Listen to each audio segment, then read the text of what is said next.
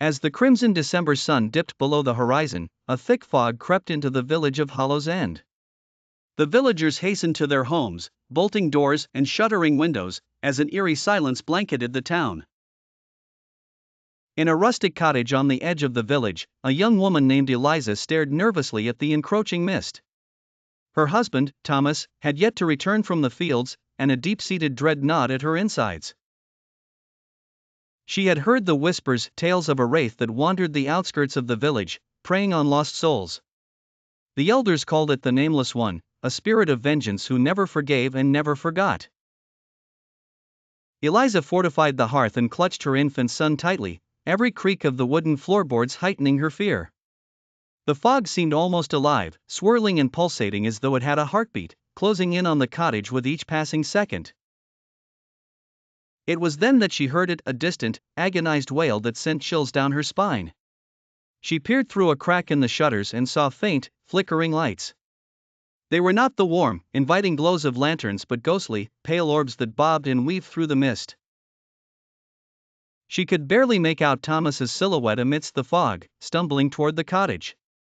Relief flooded her until she noticed something off about his movements, jerky, unnatural, as if he were a puppet on invisible strings.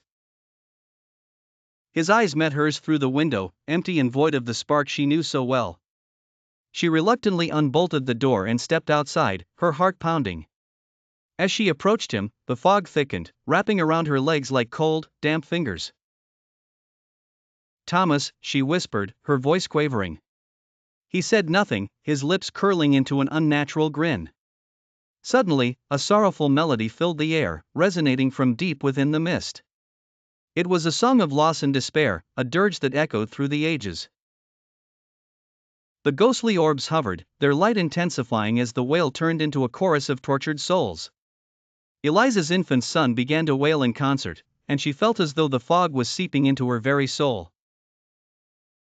She took a step back, horrified, realizing that the figure before her was not her husband but the Nameless One in disguise. With unimaginable speed, it lunged at her, its form shifting and contorting, transforming into a ghastly visage of pure malevolence. Eliza screamed, a sound swallowed by the consuming mist. The next morning, the fog lifted, leaving the village in its usual tranquility but with an unfamiliar, pervasive air of sorrow. Eliza and her family were never seen again, and the villagers whispered of the Nameless One, the vengeful spirit that had claimed yet another soul. In Hollow's End, the fear lingered, a constant reminder of the horrors that lurked just beyond the veil of the fog.